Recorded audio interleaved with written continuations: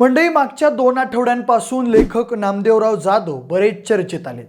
त्यांनी मराठ्यांना आरक्षण न मिळण्याला शरद पवार कसे कारणीभूत आहेत याची मांडणी करणारे 2 व्हिडिओ समाज माध्यमांवर प्रसारित केलेत. 15 दिवसांपूर्वीच्या पहिल्या व्हिडिओत त्यांनी यामागे इतरही मराठा नेत्यांची उदासीनता कारणीभूत असल्याचं वक्तव्य केलं होतं. आता मात्र ते शरद पवार यांच्यावरच सगळं खापर फोडताना दिसत आहेत.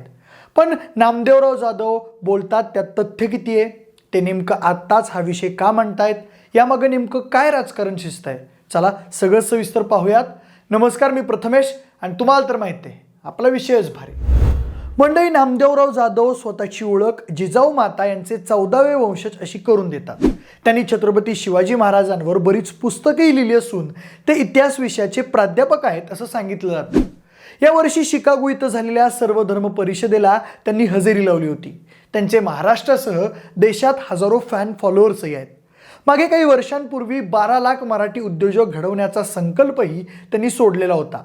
तो संकल्प ते पूर्ण करत आलेत असा त्यांचा आजही दावा आहे.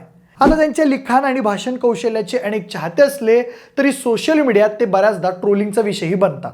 असो, ही झाली नामदेवराव जाधव यांची जुजबी ओळख. सध्या ते चर्चेत आहेत कारण म्हणजे मराठा आरक्षणावरून त्यांनी शरद पवार यांच्या बाबतीत केलेली विधानं. त्यांनी व्हिडिओ करून ती विधानं केलेली आहेत. नामदेवराव जाधव यांच्या पहिल्या व्हिडिओत ते म्हणतात, शरद पवार दिल्लीत मराठ्यांचे नेते म्हणून मिरवतात. तिथली इंग्रजी वर्तमानपत्र त्यांचा उल्लेख मराठा स्ट्रॉंगमॅन म्हणून करतात. मात्र शरद पवार महाराष्ट्रात मराठ्यांची जिरवतात. मराठ्यांच्या आरक्षणाचा मुद्दा आला की शरद पवार कधीच स्पष्ट भूमिका मांडत नाहीत. ते म्हणतात आर्थिक शैक्षणिक निकषावर आरक्षण द्या किंवा मग मुस्लिमांनाही आरक्षणाची गरज आहे, अमुक तमुक जातीलाही आरक्षणाची गरज आहे.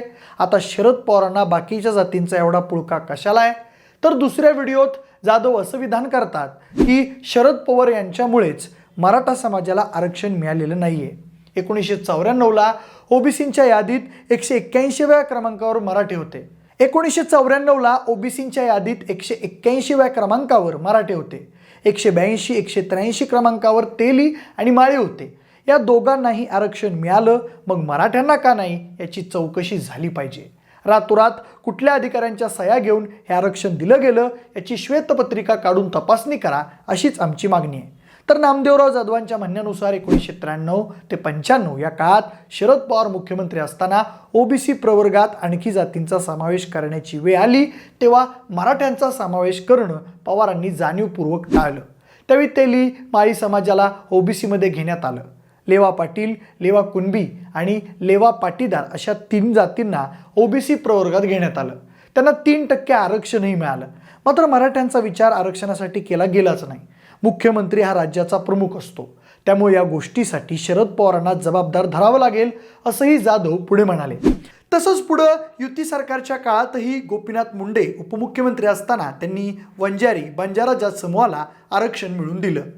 या सगळ्या जात समूहांना ओबीसीमध्ये घेताना कोणत्या कागदपत्रांची तपासणी केली का, की सहज एखाद्या नेत्याच्या दबावामुळे ते आरक्षण मिळून गेलं हे तपासलं पाहिजे असंही जाधव पुढे म्हणतात.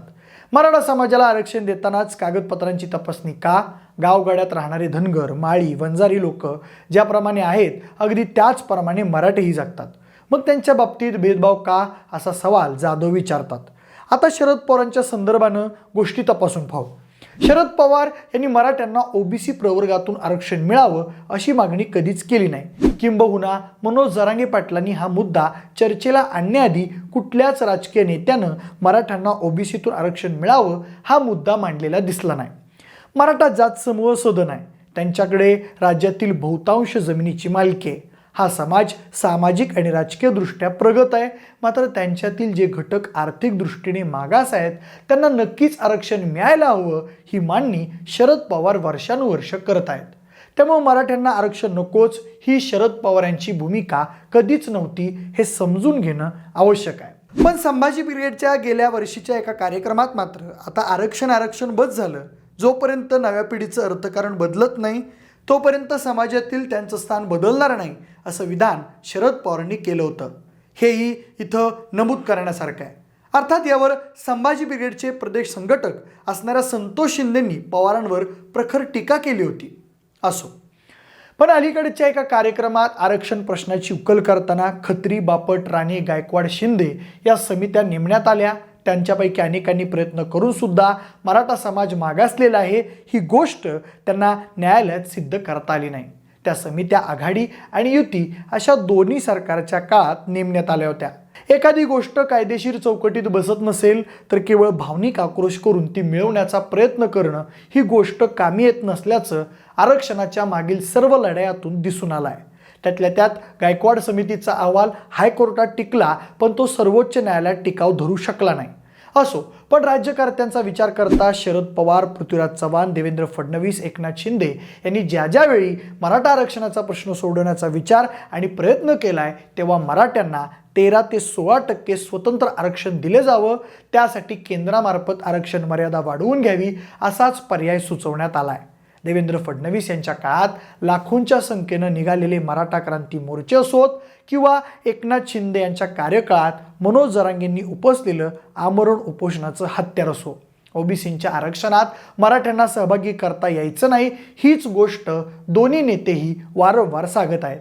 असं असताना 28 ते 30 वर्षांपूर्वीचा एखादा मुद्दा उकरून जाधव जो मुद्दा मांडतायत तो योग्य नाही असं पवार समर्थकांचं म्हणणं आहे. आता त्यावरून राष्ट्रवादीचे नेते आक्रमक झाले असून राष्ट्रवादीचे नेते प्रशांत जगताप यांनी नामदेवराव जाधव यांनी तात्काळ माफी मागितली नाही तर त्यांना काळं फासो असं म्हटलंय. नामदेवराव जाधवांनीही मला धमक्या दिल्या जात आहेत, त्यामुळे मला पोलीस संरक्षण हवंय अशी मागणी सरकारकडे केली आहे. आता राष्ट्रवादीच्या नेत्यांच्या म्हणण्यानुसार नामदेव जाधवांचा बोलविता धनी हा भाजप आहे. मराठा आरक्षणावरून टार्गेट झालेल्या फडणवीसांवरून टार्गेट शरद पवारांवर करण्याचा हा डाव आहे असंही त्यांच्या कार्यकर्त्यांचं म्हणणं आहे. आता नामदेवराव जाधव शरद पवार यांच्यावर टीका करताना दिसतात तेव्हा ते एकनाथ शिंदे सरकारवर फोडलं जाणारं खापर किंवा लोकांचा रोष कमी करण्याचा प्रयत्न करतायत अशी काही जणांकडून शंका उपस्थित केली जाते. त्यांच्या म्हणण्यानुसार खुद्द जरांगे पाटलांनीही त्या प्रकरणी शरद पवार यांना कधीही टार्गेट केलं नाही. मग नामदेवराव असे ऐतिहासिक पुरावे शोधून तेवढीच गोष्ट माध्यमात बोलतायत हे शंकास्पद आहे.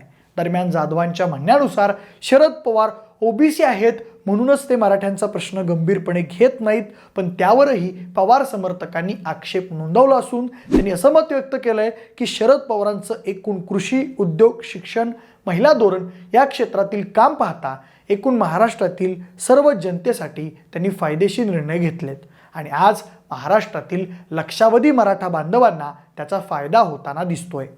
वर त्यांचा असाही आरोप आहे की खरं तर नामदेवराव जाधव मागील 25 वर्षाहून अधिक काळ राज्यात अनेक ठिकाणी फिरतायत, व्याख्यान देत आहेत.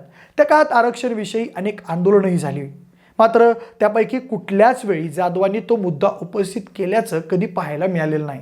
दरम्यान पवारांची राजकीय आरक्षणाबाबतची मतं किंवा शालिनताई पाटलांना साईडलाईन करण्यात आलेली खेळी या दोन्ही मुद्द्यांवरून मागच्या काही काळात सुधीर मुनगंटीवार आणि नामदेवराव जाधव यांनी पुन्हा एकदा शरद पवारांना टार्गेट केल्याचं पाहण्यात आलं. त्या दोघांनी शालिनताई पाटलांचा दाखला देऊन शालिनीताईंनी पहिल्यांदा मराठा आरक्षणाची मागणी केली म्हणून पवारांनी त्यांच्यावर कारवाई केली असा दाखला देण्याचा प्रयत्न केला. पण वास्तविक पाहता केवळ तोच मुद्दा शालिनताई पाटलांना साईडलाईन करताना विचारात घेतला नव्हता असं काही जाणकारांचं म्हणणं आहे. त्यांच्या मते शरद पवार यांच्याविषयीची जाहीर प्रक्षोभक विधानं, पक्षशिस्तीचं पालन न करणं याही गोष्टी त्यांच्या हकालपट्टीला कारणीभूत होत्या. शरद पवार यांच्या मुख्यमंत्रीपदाचा काळ सोडता 2दा युती आणि 3दा आघाडी सरकार राज्यात स्थापन झालं. मात्र या 5 सरकारांच्या काळात आलटून पालटून विरोधी पक्षात असलेल्या नेत्यांनी मराठा आरक्षण प्रश्न विधानसभेत किंवा विधान परिषदेत उचलून धरला का हाही मुद्दा या ठिकाणी विचारात घ्यावा लागतो. नामदेवराव यांच्या प्रश्नाचं नेमकं सध्या तरी उत्तर शरद पवारच देऊ शकतील. नामदेवराव जाधवांना किती सिरियस घ्यायचं हे सुद्धा पवारच ठरवतील. पण काही पवार समर्थक मात्र जाधवांना उत्तर द्यायला पुढे सरकलेत. त्यांच्या म्हणण्यानुसार शरद पवारांचं नाव घेतल्याशिवाय, त्यांच्यावर टीका केल्याशिवाय तुम्ही चर्चेत येत नाही. नामदेवराव जाधवांच्या बाबतीत असंच काही आहे का याचा विचार झाला पाहिजे. दरम्यान सरसकट कुणबी आरक्षण देता येणार नाही म्हणून राज्यातील मराठा बांधवांचा रोष शिंदे, फडणवीस आणि अजित पवार या सत्ताधारी नेत्यांकडून शरद पवारांकडे वळवण्याचा या निमित्तानं कोणी प्रयत्न करतंय का हीच शंका आता उपस्थित होते. पण तुम्हाला नेमकं काय वाटतंय? मराठ्यांना आरक्षण न मिळण्याला शरद पवार कारणीभूत आहेत का? त्यांची भूमिका तुम्हाला संशयास्पद वाटते का? तुमचं मत आम्हाला कमेंट करून नक्की कळवा. व्हिडिओ आवडला असल्यास लाईक आणि शेअर करा. सोबतच आपल्या विशेष भारी या यूट्यूब चॅनलला देखील सबस्क्राईब करायला विसरू नका.